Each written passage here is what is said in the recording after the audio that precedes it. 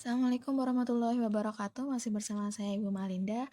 Dan hari ini kita masih di pelajaran biologi dan kita akan membahas materi yang baru yaitu tentang enzim dan metabolisme sel. Nah, sebelum kita mulai pelajaran hari ini jangan lupa untuk klik like dan juga klik subscribe di bawah ini. Oke? Nah, baik, yang pertama kita akan bahas tentang enzim. Di mana pada enzim ini akan kita bahas yaitu tentang komponennya, kemudian sifat-sifatnya, mekanisme kerjanya, dan juga faktor-faktor apa saja yang mempengaruhi kerja enzim tersebut. Nah, langsung saja di sini kita akan melihat komponen enzim, di mana berdasarkan komponen penyusunnya itu enzim dibedakan menjadi dua, ada enzim yang sederhana dan juga enzim yang kompleks.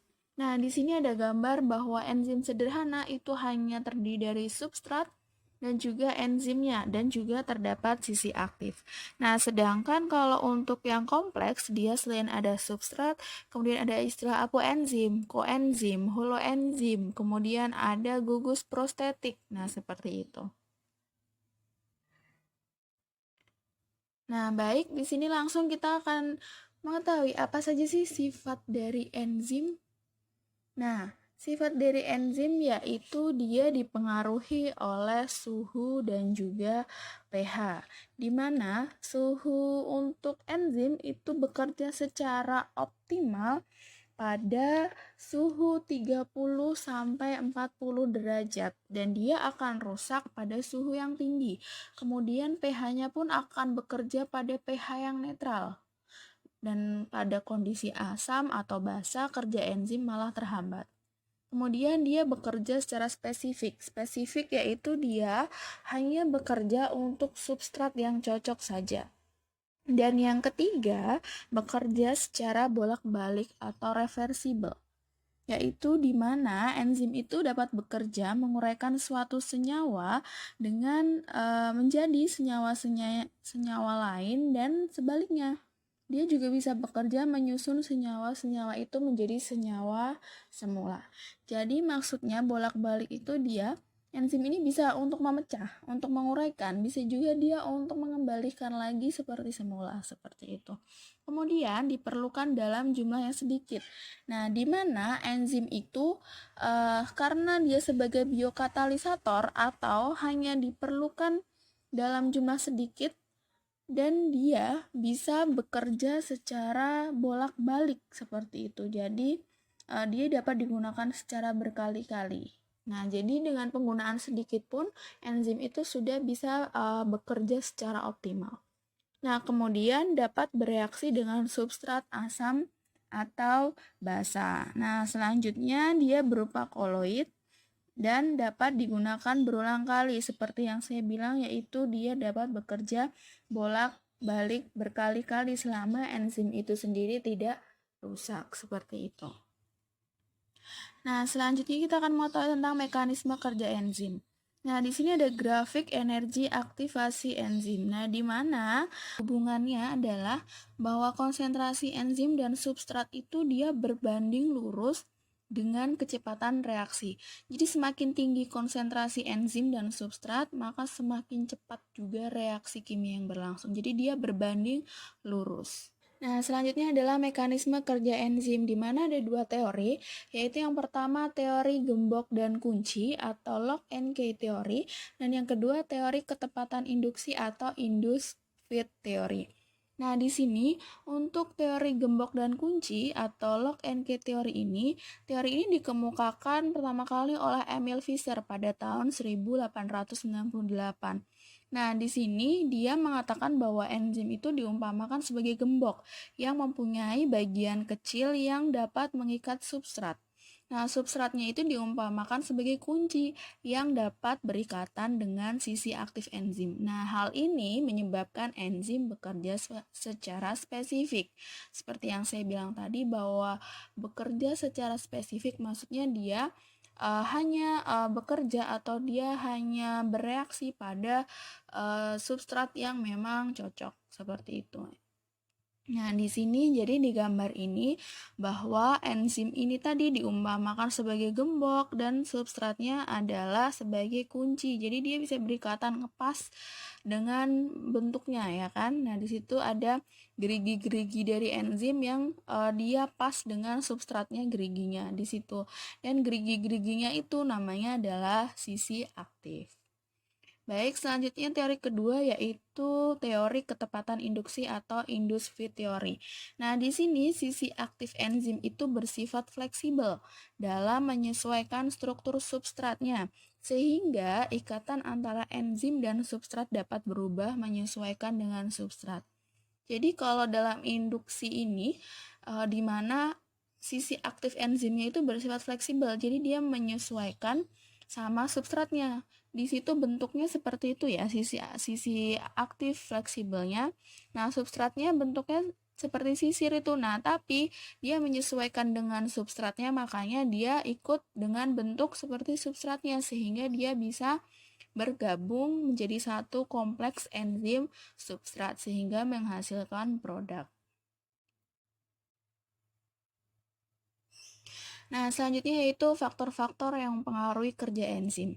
Nah, di sini seperti tadi yaitu ada suhu, di mana suhu untuk enzim ini bahwa maksimalnya atau optimal dia bisa bekerja dengan baik pada suhu 30 sampai 40 derajat Celcius dan dia akan rusak bila suhunya di atas dari itu. Kemudian konsentrasi enzimnya di mana hubungan konsentrasi enzim dan substratnya tadi berbanding lurus. Jadi semakin tinggi konsentrasinya maka semakin cepat juga reaksi kimia yang berlangsung. Nah, kemudian konsentrasi substrat. Nah, tadi juga sama bahwa tadi semakin tinggi maka substratnya juga akan reaksinya semakin cepat. Nah, kemudian ada pH. Nah, pH ini atau keasamannya di mana dia pH-nya netral, yaitu pada kondisi asam atau basa, kerja enzim malah lambat. Jadi dia pH netral sekitar 7. Kemudian ada istilah aktivator atau zat penggiat dan juga istilah inhibitor atau zat penghambat.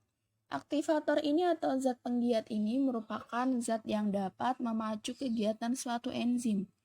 Contohnya ada ion kobalt, ada mangan, ada magnesium, ada klorin, seperti itu. Kemudian ada garam-garam dari logam alkali, alkali tanah, seperti itu. Nah, kemudian kalau zat penghambat atau inhibitor, ini adalah zat yang dapat menghambat kerja enzim. Contohnya apa? Ada yodium, ada asetat, ada fluorida, sianida, asida, dan juga karbon monoksida, seperti itu.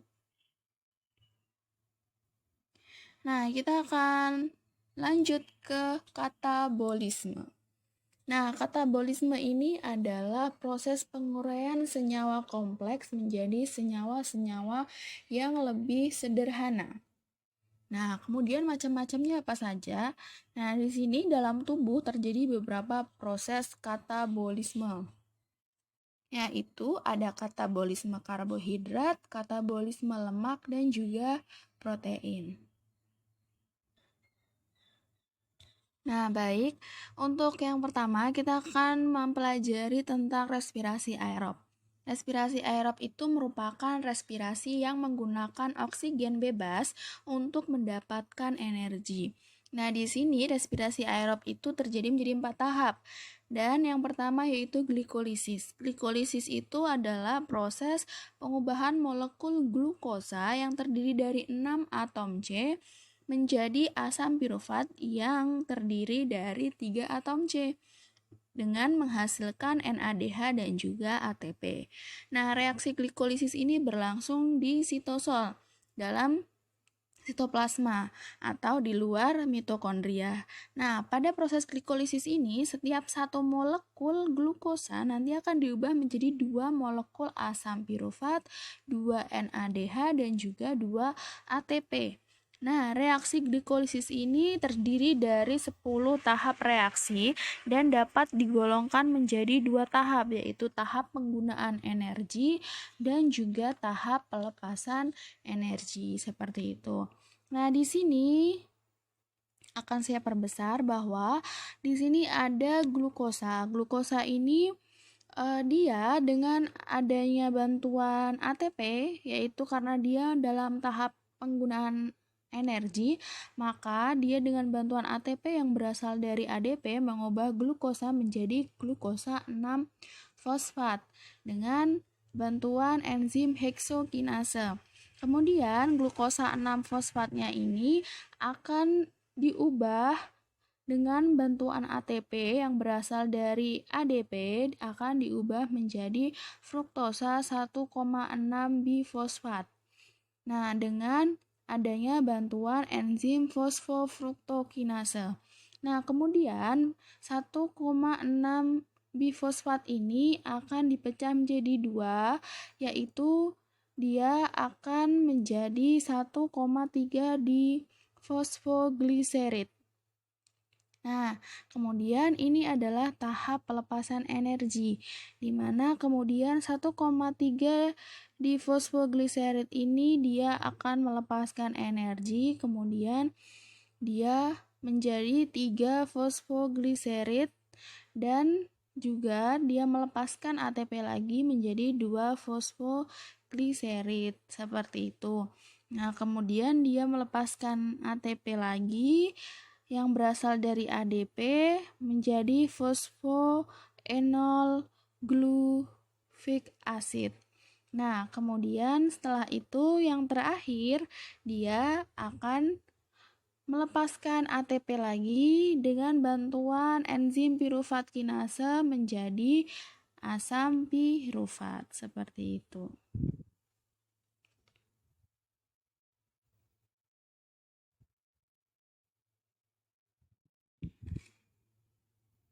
Nah, kemudian kita akan masuk ke dekarboksilasi oksidatif. Nah, dekarboksilasi oksidatif ini berlangsung pada matriks mitokondria. Proses ini mengubah asam pirufat tadi hasil dari glikolisis senyawa berkarbon 3 menjadi asetil-CoA, senyawa berkarbon 2. Dalam proses ini akan menghasilkan satu molekul NADH untuk tiap pengubahan molekul asam pirufat menjadi asetil-CoA. Nah, reaksinya seperti ini. Nah, bahwa 2 asam pirufat ditambah 2 KOA nanti akan menghasilkan 2 asetil CoA dan juga karbon dioksida. Nah, hasilnya ini ada 2 asetil CoA, 2 CO2 dan 2 NADH, seperti itu. Nah, baik, selanjutnya yaitu siklus Krebs. Siklus Krebs ini memang perjalanannya sangat panjang dan dia masih meneruskan dari dekarboksilasi oksidatif tadi. Nah, siklus Krebs ini terjadinya atau berlangsung di dalam matriks mitokondria. Nah, reaksinya seperti apa? Yaitu yang pertama yaitu dari asetil CoA tadi atau 2 asetil CoA hasil DKO. Kemudian dia berikatan dengan oksaloasetat dan bantuan enzim sitrat sintetase dia akan menghasilkan 2 asam sitrat. Nah, 2 asam sitrat ini dengan adanya NADH dan juga bantuan dari enzim akonitase dia akan membentuk 2 asam alfa ketoglutarat. Kemudian 2 asam alfa ketoglutarat ini dengan bantuan enzim alfa ketoglutarat dehidrogenase dia akan menghasilkan 2 suksinil KOA dengan melepaskan 2 CO2. Kemudian dari 2 suksinil KOA ini dia dengan adanya bantuan enzim suksinil KOA sintetase yang juga menghasilkan 2 ATP, dia kemudian mengubah 2 suksinil KOA menjadi 2 asam suksinat. Nah, 2 asam suksinat ini dengan adanya bantuan enzim suksinat dehidrogenase yang juga ada 2 FADH2 mengubah 2 asam suksinat menjadi 2 asam fumarat. Nah, 2 asam fumarat ini dengan bantuan enzim fumarase mengubah asam fumarat menjadi asam malat atau 2 asam malat. Nah, dua asam malat ini dengan adanya 2 NADH mengubah 2 asam malat menjadi 2 asam oksaloasetat. Nah, kemudian yang terakhir, 2 asam oksaloasetat ini dengan bantuan enzim malat dehidrogenase mengubah asam oksaloasetat menjadi 2 asetil CoA lagi dan kemudian berputar seterusnya. Seperti itu. Sehingga hasil dari perputaran siklus Krebs ini menghasilkan 4 CO2, 6 NADH, 2 FADH2 dan juga 2 ATP. Seperti itu. Nah, yang terakhir yaitu sistem transport elektron. Dia terjadi di membran dalam mitokondria. Nah, ini adalah hasil dari semuanya, di mana hasilnya adalah 6H2O dan ada 32 ATP, seperti itu. Nah, jumlah total ATP yang dihasilkan dalam respirasi aerob melalui jalur siklus Krebs sebagai berikut. Nah, di sini bahwa sebenarnya dalam setiap oksidasi NADH menghasilkan kira-kira 3 ATP dan kira-kira 2 ATP untuk setiap oksidasi FHDH2. Jadi sistem transport elektron itu sebenarnya kalau dijumlahkan bukan 32 tapi 34 ATP seperti itu. Nah, baik, itu tadi penjelasan saya tentang reaksi aerob dan minggu depan saya akan menjelaskan tentang reaksi anaerob. Nah, kalau begitu langsung saja saya akhiri. Terima kasih, semoga bermanfaat. Wassalamualaikum warahmatullahi wabarakatuh.